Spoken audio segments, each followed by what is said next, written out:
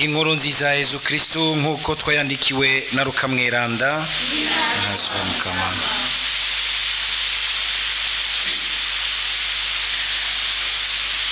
Yesu n'abigishwa biwe ngo bashike hafi ya Yeriko, bahasanga impumyi yicaye ku nzira ishera.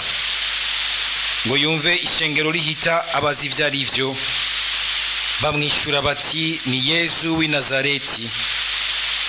Nawe rero arasemerera ati, Yesu mwana wa Dawudi ngirira ikigongwe. Abari imbere baramukankamira ngo acereze. Nawe arushirizaho gusemerera ati, mwana wa Dawudi ngirira ikigongwe. Yesu rero arahagarara ababwira kumumuzanira. Amushikiriye, Yesu aramubaza ati, ushaka ko nkugirira iki? Nawe ati, ko nobona Mukama. Yesu aramwishura ati, igire ukwemera kwawe kuragukishije. Buno nyene arakanura, aramukurikira, aninahaza Imana.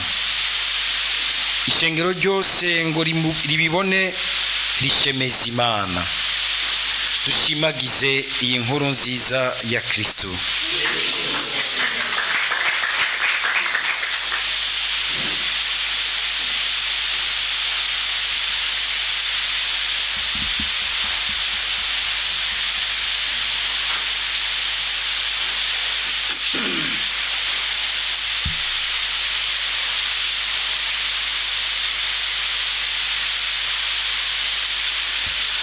Shaka kubona Mukama.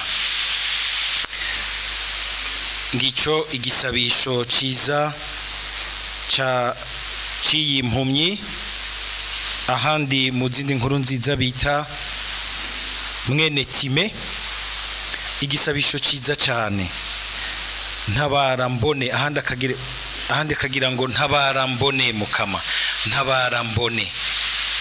Igisabisho ciza kubera yuko uko kubona twumvise iyi mpumyi isavye, si kubona gusa, kubona ibintu vy'inyuma. Tugire Kristo. Mwibaze umuntu yaramaze imyaka n'iyindi atabona, kandi n'umuntu ari mu bukene, mu bunyakamwe, kuko ni n'umuntu ashera. Ariko Yesu yamubaza ati, ushaka ko nkugirira iki? We agaca yisabira kubona.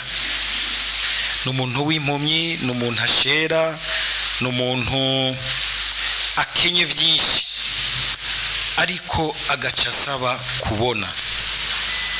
Uko kubona turabona yuko atari ukubona gusanzwe. Muti gute? Ubwa mbere bw'ubwo tugarutse kuri iki gisabisho cy'iyi mpumyi, uyu mwene Time, murabona ko ubwa mbere arasemerera, agasaba, agahamagara Yesu. Yesu umenga yamwikawushije gatonya, ariko si ukumwikawusha.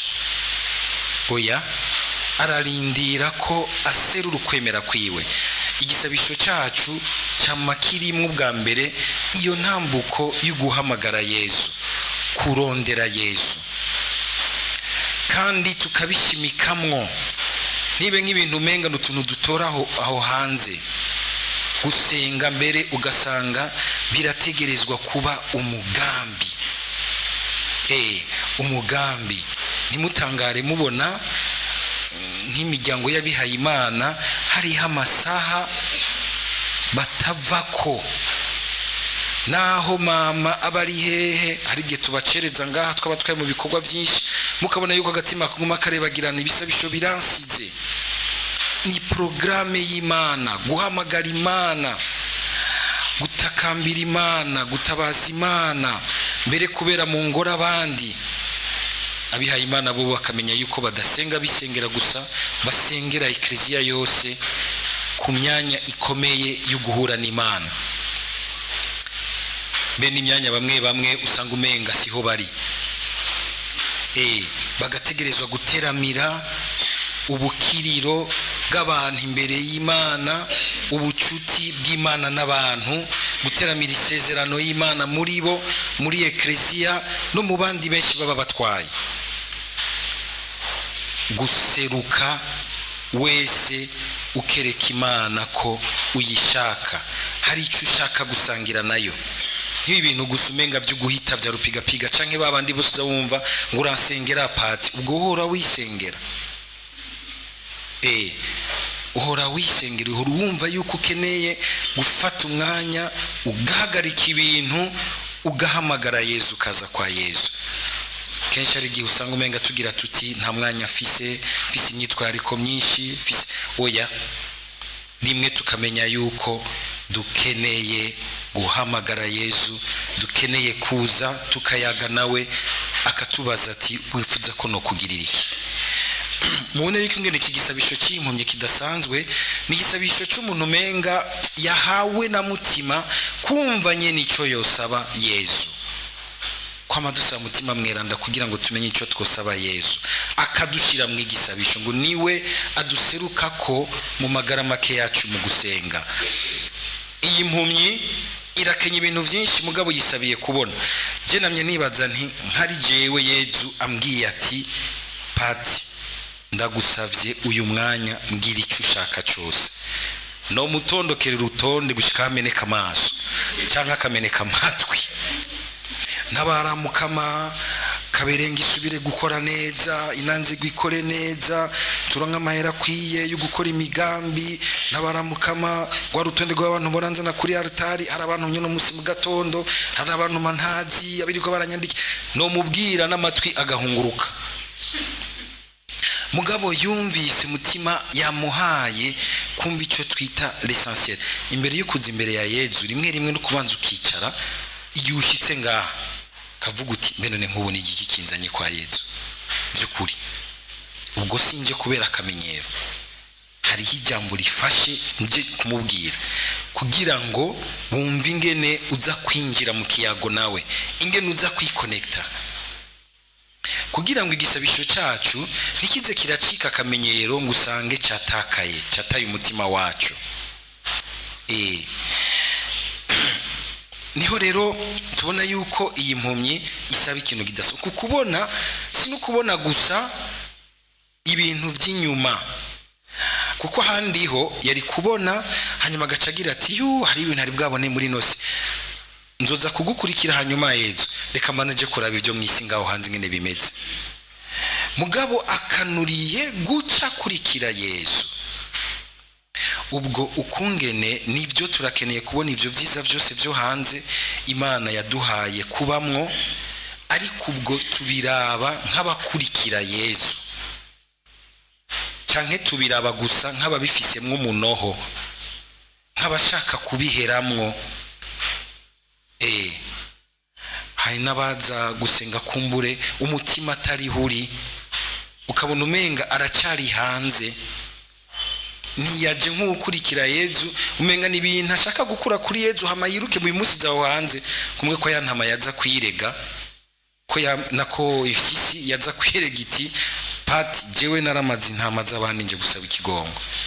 Iza yumva izindi ntama ziciye aho hafi y'icemeretse ati nyarukiriza ari izi sizaho hanze, yaje kwirega kwirya intama z'abandi. Mugabo irumvise ziciye aho hanze umutima ucurahindukira, igira iti nterera kwico kigongwe cy'ibyo nje gusaba unyi hama izo zindi ntizinsige. Igihe rimwe dusenga mugabo atamutima wo gusa Yesu arege abanza akaturindira kugira ngo umutima wacu vy'ukuri ubanzuze wiconnecte kuri Yesu, uhure vy'ukuri na Yesu. Anacho gituma natwe twosaba uko kubona rero, uko kubona kuko tweretswe n'umukama, kuko twahawe kuvyumva neza, mbere tugasaba umukama katwigisha gusenga. Hajye ugishika mu gisabisho ukabanza ukicara ukumva ko umutima wawe ugiye guhura na Yesu, ukinjira kwa Yesu, ukinjira muri presence, kumwe dukunze kubivuga mu gifaransa. Cyo gituma igihe tugishika mu gisabisho harakenegwa kanya gatonya kagacerere ko kugira ngo winjire muri presence, winjire kuguhura na Yesu. uko kubona tubona neza kuko by'ukuri tubihishuriwe n'Imana. Mu bisomwa bya mbere muri izi ndwi zibiri tugiye kubamwo tuzozirikana cyane cyane amajambo y'Imana azananye mu gitabo cy'ivyahishuriwe Yohani. Igitabo kitama coroshe gutahura, tugenda turagitahura buke buke, tugasaba natwe umukama ngo aduhe kubona neza ibirimo, kubitahura neza, kuvyumva neza. Uko kubona nyene uyu mwene Time yaronse kukaba kubona kumuhagurutsa agakurikira Yesu, agahimbarwa no gukurikira no gukorera Yesu. Uku guhishura iki gitabo tubona muri iki gitabo cy'ivyahishuriwe Yohani, naho nyene no guhishura twotegerezwa gutahura, kuko iryo jambo rizanana mu jambo ry'ikigereki apocalypsis, ivuga uguhishura, ibihishuwe. Apocalyptein niho nirivuga uguhishura, révéler. Yesu ahishura ibiki? Ahishura Yohani ngo harimwo n'ubuhanuzi, akamuha ubuhanuzi bwo mu gihe cy'ibyo bariko baracamwo ico gihe, uruhamo rutoroshe rw'ama ekleziya muri ekleziya yo mu ntango. Yesu arashaka kubahishurira ibinyegeje, intsinzi yiwe inyegeje muri ibyo biriko birabashikira, kugira ngo ntibihebure, ntibahave bacika intege, ngo bahave baterera hasi basange bataye impera yabo. Mwumvise ingene iyi zaburi isa n'iyikuri kitabirizo mbere muri ico gitabo cy'ivyahishuriwe Yohani, gira iti uzotsinda nzomuha kurya ku vyamwa vya ca giti c'ubuzima. Ukwemera hari ahantu wamusanga umenga kuraca mu ntambara nyinshi, naho zitoba ari intambara z'uguhamwa mu kwemera ngo umuntu bamuhakanisha izina rya Yesu Kristo.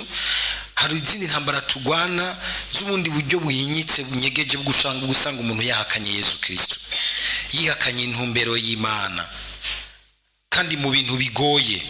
Ego no mu bintu bito bito, ariko na cyane cyane hagoye ni mu bintu bigoye biremereye cyane. Ugasanga kubera ukuremerwa n'ubuzima bugoye, ukuremerwa no kurondera umenga turi bafata vyanka, ugusanga umenga uko wiyumvamwe ibintu kumwe na Yesu siko abagukikuje bashaka kuvyakira. Ugasanga umenga urategerezwa kugwana kugira ngo ntuterere Yesu hasi, kuko aguma kuremesha kubwira ati ivyo ni ivy'akanya gato, kandi uravye ibikurindiriye bihimbaye kandi byirasira mu buzima budahera, ivyo koko ni ivy'akanya gato. Yesu abaremesha bereka ko ari ivy'akanya gato,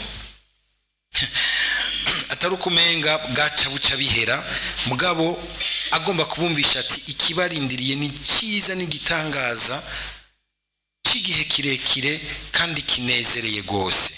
Ihanganire ivyo uri kuracamo, ntutakaze impera yawe, zigama, bumbatira ukwemera naho bitoroshe. Uku guhishura rero bwa mbere harimo kuremesha abakristo muri ico gihe, hari ukubabwira no kubasigura ibyo bariko baracamwo. Ariko kubera yuko Yohani yandikira abantu bari mu ruhamo, bariko barirukwako n'ababagirira nabi n'ababica, ntashobora guca bivuga mu majambo atomoye, acakoresha imvugo nshushanyo. Naha musanga rero harimwo ibiharuro, amabara, ibikoko, ibiki. Ariko avuga ibintu biba mugabo agakoresha imvugo nshushanyo, nka kujya kera mu kuvuga ibintu baca umugani bakavugisha ibikoko, mugabo n'abantu bariko baravugwamwo. Nibibaho mu buzima bwa misi yose, mugabo umuntu akabivuga akoresheje imvugo nshushanyo itahugwa n'abariko arabwira. Abatari muri uko kwemera badashobora gutahura, bakibaza ngo ibintu biciyaho by'imigani n'ibitito, bagaheza bakarenganuka. Ntashaka rero kubategura uruhamo, kubexposa ku ruhamo, arashaka kubabwira ngo batahure mu kwemera kwabo, bareme bamenye yuko Yesu Kristo ari hagati yabo. Yesu yakoresheje imvugo n'ubundi yo kubaremesha kugira ngo bumve yuko ari hagati yabo. Mwumvise ingene avuga ati, ngwandikira umumarayika wa Ekleziya y'Efeso ati, ngiri iryavuzwe n'uwufashe inyenyeri indwi mu kiganza cy'iburyo. Twinjire muri ishushanyo y'inyenyeri y'ikiganza. Ngo ufashe mu kiganza ciwe inyenyeri indwi. Izi nyenyeri indwi ni y'ama Ekleziya ndwi Yohani yandikiye ku buryo budasanzwe. Hariho Ekleziya y'Efeso, hariho Ekleziya y'Smirna, hariho Ekleziya y'Pergama, Ekleziya y'Tiyatire, Sarde, Philadelphia hamwe na Laodicea. Twavuga yuko ari nk'amadiyoseze yo muri ico gihe, yo muri Aziya ntonya, cyo twita l'Asie mineure, mu gihugu ca Turkiya uyu munsi. Ati ayo ma Ekleziya ari mu minwe yiwe, nubwo ari mu ruhamo Yesu arayabona ari mu minwe yiwe. Kumva ko naho twatiko turaca mu bintu bitugerageza bishaka no kurandura ukwemera muri twebwe, ko Yesu afise ibintu byose mu minwe yiwe. Iyi mvugo y'ikiganza n'ikivuga no kuvuga iki? Byose abifise kububasha. Uwazutse mu bapfuye abifise kububasha, abifise kububasha. Murazi ko natwe iyo mvugo dukunze kuyikoresha cyane cyane, twe turayikoresha tuyivuga ku bariko baratugirira nabi. Mukama bereke ikiganza cawe, bereke puissance, batabira amakofi babanze bahundagana.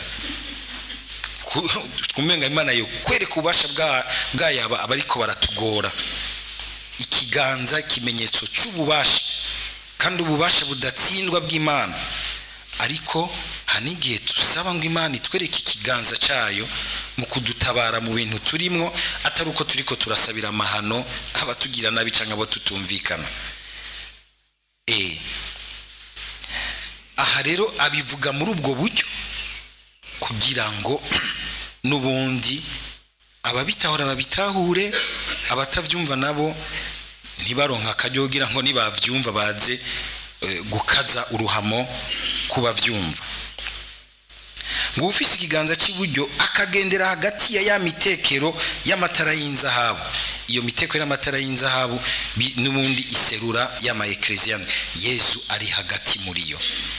Ekleziya naho yoca mu ruhamo, naho yoca mu buhemu bw'abana bayo, n'abasuku bayo bagahemuka, abasaserdoti bakagwa, abapasiteri bakagwa, bigi byose twumva bihanze Ekleziya, iri mu kiganza cya Yesu. Yesu ari hagati muri yo. Ushaka kumubona aramubona. Ntaho yigera atererana Ekleziya, ngo ari kumwe nayo gushika ku muhero w'isi. Murumva ko ari ijambo bwa mbere ry'ukuremesha Ekleziya mu bihe bigoye iri kwiracamwo, mu bayihama, ariko kandi zo kumva yuko no mu bari muri yo baduka bakadukana ibinyoma, bagatirimutsa abandi, bagatakaza abandi. Mugabo ivyo byose Yesu arabizi kandi arabibona, abifise kububasha. Hari jambo mpora mbona benshi babwirana iyo bagiye kuryama ngo Yesu acunge, aguma acunze. Aguma acunze, kuwemeye kugumana nawe aramuhagarikira. Mwumvise rero ivyo akezamwo Ekleziya y'Efeso, mutankumvyo ivyo akezamwo Ekleziya y'Efeso, ngo ibikorwa vyiza vyakorewe Efeso mu kwitanga kwayo, igakorera umukama, uguhoza ko la perseverance, uguhoza ko kudaterera hasi, uguhinyura ubuhumvyi n'ibinyoma byo mu gihe cyabo. Uyu munsi biruzuye aho hanze, biruzuye kuri Facebook, biruzuye ku marezo sociaux. Uguhinyura ngo abiyita abapotre, ababishop, murazi ko buzuye mu bukartiye aho hepfo. Amakartiye yacu zubona butangura ibyinshi, ubuhomenga byacitse nk'ibizino. Mabuze ko n'ibizino aho bitanguye.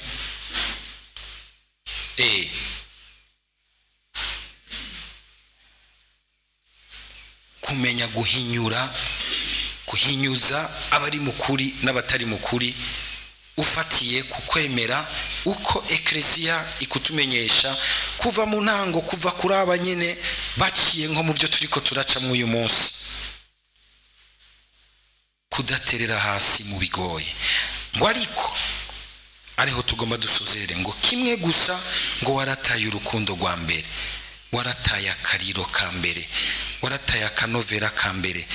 Hari igihe bidushikira mu buzima tukaremerwa n'ivy'ubuzima, tukageragezwa, ukumva umenga biratanguye gukanya, biratanguye gutagacanwa, gatangura guhebera mu misho, gatangura kure kuri binabiriya, mu nyuma ukazosanga waraguye. Gusaba umukama kwama tuzigamira akariro ntikazime.